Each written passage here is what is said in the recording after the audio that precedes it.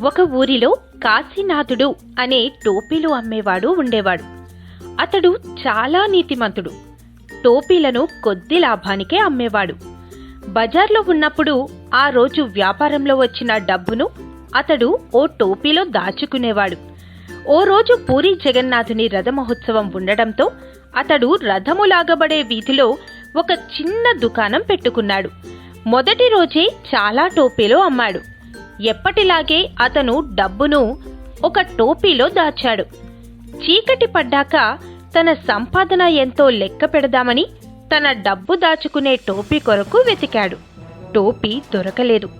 అతనికి గుండె ఆగినంత పనైంది.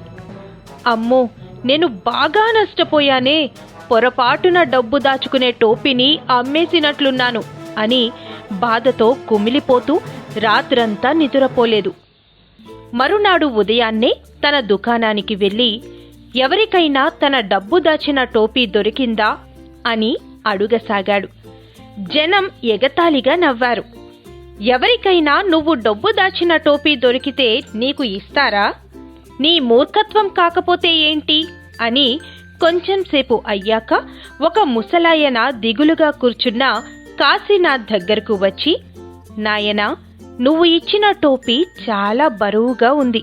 ఇది తీసుకొని నాకు తేలికగా ఉన్న టోపీని ఇవ్వు అని అడిగాడు. కాశీనాథుడు ఆ టోపీని తీసుకుని తేలికైన టోపీని ఇచ్చి ఆ ముసలాయనను పంపేశాడు.